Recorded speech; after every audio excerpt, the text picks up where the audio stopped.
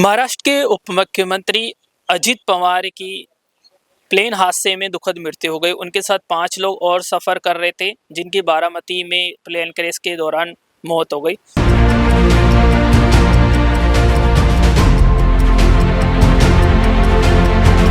NCP की राष्ट्रीय सचिव अर्जुमन बानो, जिन्होंने अजित पवार के साथ में जो उनके यादगार लम्हे थे, उनकी पार्टी के साथ उन्होंने लंबे समय से लगभग 22 सालों तक काम किया और दिल्ली में जब भी अजित पवार आते थे उनसे अर्जुमन बानो जी की मुलाकात हुआ करती थी।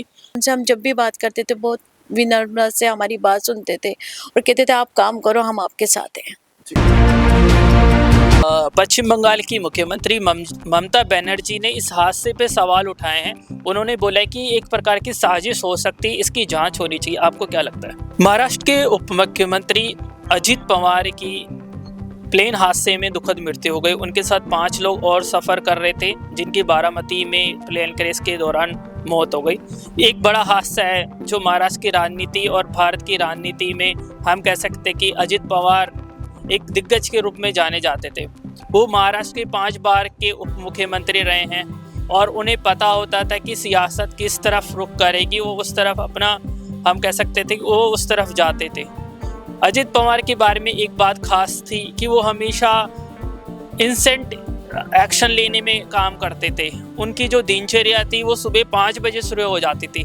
तो आप ये देखेंगे जो हादसा हुआ था वो लगभग 8 बजे के आसपास हुआ था और उन्होंने सुबह 6 बजे के आसपास ही अपने अधिकारियों से, और जहां वो बारामती में चुनाव के लिए जा रहे थे, अपने अधिकारियों पार्टी कार्यकर्ताओं से मुलाकात करना शुरू कर दी थी, उनसे मिलना शुरू कर दिया था।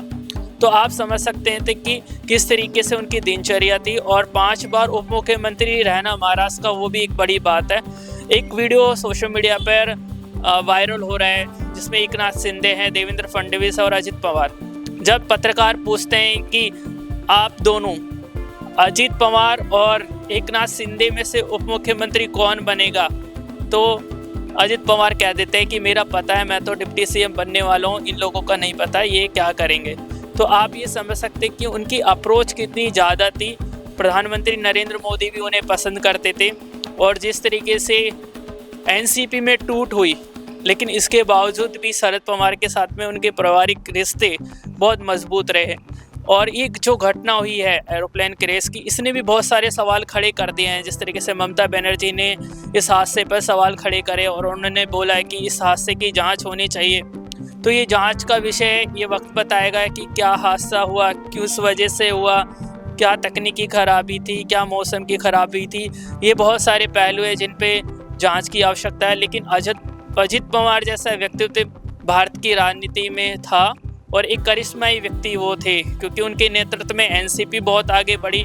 और शरद पवार की राजनीतिक विरासत के हम कह सकते हैं कि असली किरदार वही थे। शरद पवार का और भी अपना परिवार है, लेकिन उन्होंने अजित पवार को बहुत स्नेह दिया, बहुत प्यार दिया। और बारामती के हम कह सकते हैं कि वो किंग मेकर रहे हैं, वहाँ के किंग रहे और वहाँ की जनता के पसंदीदा नेता, और यहाँ हम कह सकते हैं कि उनके बेटे रहे। इन तमाम मुद्दों पे बात करने के लिए मेरे साथ में अर्जुमन बानो जी है, जो आप एनसीपी की राष्ट्रीय सचिव हैं। मैम, इतना बड़ा दुखद हादसा अजित पवार जी के साथ में हुआ, ये भारत की राजनीति में हम कह सकते हैं कि एक बहुत बड़ा सेटबैक है। आप क्या बोलेंगे? देखिए, आज मेरे पास बोलने के लिए निशब्द हूँ मैं इस वक्त, और मुझे लगता है मेरा थॉट जो था वो एकदम नील हो गया है। मैं कुछ समझ नहीं पा रही हूँ, बोल नहीं पा रही हूँ, क्योंकि हमारे प्रिय नेता, मुझे नहीं लगता वो हमारी पार्टी के प्रिय नेता थे। वो देश के क्षति पहुँचाई है, जो इस वक्त देश को क्षति हुई है वो हमारे नेता के मतलब समझ से बाहर है। दुख मैं बयान नहीं कर सकती। और जिस तरह का कल हादसा हुआ, जिसे हादसा, और क्या कहूँ इस बारे में, हादसे के बारे में तो समझ नहीं आ रहा है। लेकिन दुनिया में लोग आए हैं यूँ तो मरने के लिए, लेकिन मौत वो हो जिस पे ज़माना करे अफसोस। मतलब एक जन के मुंह से यही निकल रहा है कि इतना हमारे देश का इतना बड़ा नेता और इतने अच्छे नेता हमारे हाथ से निकल गए। मैं इस वक्त मैं आपको बता दूं, एनसीपी का ये केंद्रीय कार्यालय है जो दिल्ली के नॉर्थ एवेन्यू में स्थित है। और जब भी अजित पवार दिल्ली आया करते थे अपने दिल्ली के कार्यकर्ताओं से और राष्ट्रीय एक और टीम से यहाँ मुलाकात वो करा करते थे।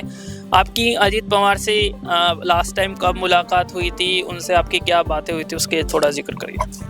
देखिए, अभी हम प्रोग्राम में भी गए थे महाराष्ट्र, और उससे पहले भी जब भी सर यहाँ आए हम लोगों की मुलाकात होती थी। तो सर का ये कहना था, क्योंकि मैं एक महिला हूँ, पदाधिकारी हूँ, कार्यकर्ता हूँ, तो उनका कहना था महिलाओं में आप एकदम जुट के काम करो, महिलाओं को उतना आदर सम्मान जिस पार्टी किसी पार्टी ने दिया वो हम देंगे, और मिला है हम लोगों को। हमें ऐसा लगता है हम अपने मैके में आते हैं जब भी यहाँ आते हैं, इतना मान सम्मान हमें बड़े नेताओं ने दिया। तो महिलाओं को लेकर वो एकदम जागरूक थे, बहुत अच्छा संदेश उनका रहता था हमेशा। और एक बहन के नाते हमने हमेशा दादा के रूप में उन्हें पाया है, बड़े भाई के रूप में पाया है, और उनसे हम जब भी बात करते थे बहुत विनम्रता से हमारी बात सुनते थे और कहते थे आप काम करो, हम आपके साथ हैं। मैम, जिस तरीके से उनका वर्किंग स्टाइल था, देर रात तक और जल्दी सुबह वो अपना काम स्टार्ट करते थे और देर रात तक काम करते रहते थे, जिस तरीके से वो 5 बार महाराष्ट्र जैसे बड़े राज्य के उप मुख्यमंत्री रहे, उसको लेकर क्या बोलेंगे आप? देखिए, उन जैसा नेता तो आज तक मैंने नहीं देखा। सुबह 7 बजे से उनकी राजनीति शुरू हो जाती थी। मतलब ये नहीं था कि कार्यकर्ताओं से मिल रहे हैं, वो आम जन से मिलते थे, सबकी प्रॉब्लम सुनना, उनको सोल्व करना। तो मुझे लगता है देश में आज तक तो अभी तक ऐसा नेता आया नहीं, और देर रात तक काम करना, और मतलब अपना आप सोच नहीं सकते कि आप इतने बड़े नेता से बात कर रहे हैं जैसे वो बात करते थे। तो 5 बार वो रहे मुख्यमंत्री, क्योंकि जनप्रिय रहे, वो नेता जनप्रिय रहा, जमीनी नेता रहा। मैंने अभी आपको बोला कि यूं तो दुनिया में आए हैं सभी मरने के लिए, लेकिन मौत वो हो जिस पे जमाना करे अफसोस। और एक एक जन से हम लोग, जिससे हम सुबह से कल हमारे पास इतने फ़ोन कॉल्स आई हैं कि महाराष्ट्र के इतने बड़े नेता का ऐसा हो गया, क्या हो गया। मतलब आप ये सोचिए पूरे देश में एक हाहाकार है उनके लिए। जैसे कि अजित पवार इतने बड़े नेता थे, लेकिन उनके बारे में कहा जाता है कि वो इजीली एक्सेसिबल थे, पार्टी कार्यकर्ताओं का खुद भी फ़ोन उठा लिया करते थे। तो आपके साथ में आप कितने समय से एनसीपी में, और आपका कितना समय बीता अजित पवार जी के साथ में, और कौन सी उनकी बात आपको हमेशा याद रहेगी? मैं उनके साथ 22 साल मुझे हो गए। मैं उस वक्त बहुत यंग रही, और जिस वक्त मैं पार्टी में जुड़ी थी, तो उनकी मेरे साथ यादें जो है वो एक ऐसी यादें हैं कि एक प्रोग्राम में अगर हम लोग हैं और पीछे से हमें जमघट आ रहा है और वो हमें रोक रहा है, तो वो एकदम हटा देते थे कि महिला को आगे रखो। मान सम्मान इतना दिया महिलाओं को, तो मुझे हमेशा एक बड़े भाई की तरह याद में रहेंगे। और मुझे नहीं लगता देश में अब ऐसा कोई नेता आ सकता है जैसा उनका व्यवहार था, सेकुलर बिल्कुल। कभी कुछ मतलब अगर कोई भी चीज़ है और कार्यकर्ता ने ये बताया कि इस तरह से चल रहा है और एक आम जनता का बंदा आके बोल रहा है, तो वो एकदम अड़ जाते थे उस चीज़ पे। जो सही है वो सही है, उसके लिए काम किया जाए। तो हमारे नेता के बारे में हम निशब्द हैं इस वक्त, कुछ नहीं बयान कर पा रहे। बड़ाई के लिए, बातों के लिए बहुत चीज़ें हैं, लेकिन जो टाइम आप देख रहे हैं ना, उस वक्त हम लोग बहुत दुख में हैं, ये बयान नहीं हो पा रहा। दिल्ली में एनसीपी के विकास के लिए और उसके डेवलपमेंट के लिए अजित पवार की एक पॉलिसी रही। ज़रूर एनसीपी को दिल्ली में ज़्यादा समर्थन नहीं मिला, लेकिन वो चाहते थे कि एनसीपी का कैडर भी दिल्ली में मजबूत हो। उसके लिए अजित पवार की क्या टेक्निक थी, क्या उनके विज़न थे, क्या प्लान था, उसके बारे में हम कुछ बताएंगे? देखिए, दिल्ली में हमारी पार्टी सक्षम नहीं रही, ऐसा नहीं है। हम लोग 2012 में 6 काउंसलर और 1 एमएलए जीत कर लाए थे, और अभी भी हमारा ज़मीनी स्तर पे हमने वार्ड लेवल और ब्लॉक लेवल सारे पूरे हुए हैं हमारे। मतलब पूरी तरह से सक्षम है हम लोग। हमारे पास जो आप कहते हैं ना मीडिया और ये अभी इस सब चीज़ों को लेकर आप कह दें कि थोड़ा फेमस में आप समझ लें कि कार्यकर्ता जो हैं वो अभी ज़मीनी काम कर रहे हैं, और हम जन संपर्क में रहते हैं हमेशा। हमारी जो स्वभाव रहा है हमारी पार्टी का कि लोगों के काम पहले होने चाहिए, बाद में कुछ एडवर्टाइज जैसे लोग बाग पार्टियां करती हैं ना अपनी एड, तो दिल्ली में इसी वजह से थोड़ा सा आपको नज़र नहीं आता है, नहीं तो हमारे पार्टी पूरी सक्षम है दिल्ली में। दिल्ली में, यूपी में, हमारे हर जगह वार्ड, ब्लॉक सब सक्षम है। और जब इलेक्शन होंगे तब आप देखिएगा दिल्ली में भी हमारे निगम पार्षद और एमएलए फिर से नजर आएंगे। मैम, पश्चिम बंगाल की मुख्यमंत्री ममता बनर्जी ने इस हादसे पे सवाल उठाए हैं। उन्होंने बोला है कि एक प्रकार की साजिश हो सकती है, इसकी जांच होनी चाहिए। आपको क्या लगता है? देखिए, साजिशें हैं अगर तो जांच तो होनी ही चाहिए, और वैसे भी कोई हादसा होता है तो उसकी जांच होनी ही चाहिए। तो इसके लिए मैं सिर्फ इतना ही कहना चाहूँगी कि अभी जांच का विषय भी है और दुख का विषय भी है इस वक्त। तो हाँ, अब एक आखिरी सवाल कि अब अजीत ज़्यादा नहीं रहे, उनके विचार हमारे बीच में ज़रूर हमेशा रहेंगे। अब बात आती है एनसीपी के जो कैडर है, इतनी बड़ी पार्टी है राष्ट्रीय लेवल की, उसको कौन संभालेगा? क्या उनके लड़के संभालेंगे या एनसीपी के कोई पदाधिकारी? इस विषय में ना ही अभी हम लोग कुछ नहीं कह सकते। देखिए, एकदम से अचानक से कोई चीज़ होती है तो उसके लिए कोई आगे के तो कोई रणनीति नहीं होती है ना। तो ये सब तो अब बात की बातें हैं। अभी हम इस दुख से निकल जाएं, उसके लिए दुआ करें। पत्रकार भी देश का एक ऐसा हिस्सा है, आप तो एक ऐसे स्तंभ में कि आप जन तक बात पहुंचाते हैं। तो मैं आप लोगों से भी यही कहूँगी कि पहले मतलब आगे की फ्यूचर का सोचकर जो इस वक्त हम लोग दुख की घड़ी में हैं।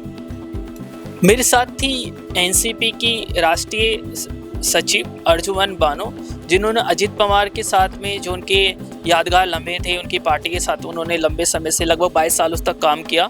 और दिल्ली में जब भी अजित पवार आते थे उनसे अर्जुमन बानो जी की मुलाकात हुआ करती थी।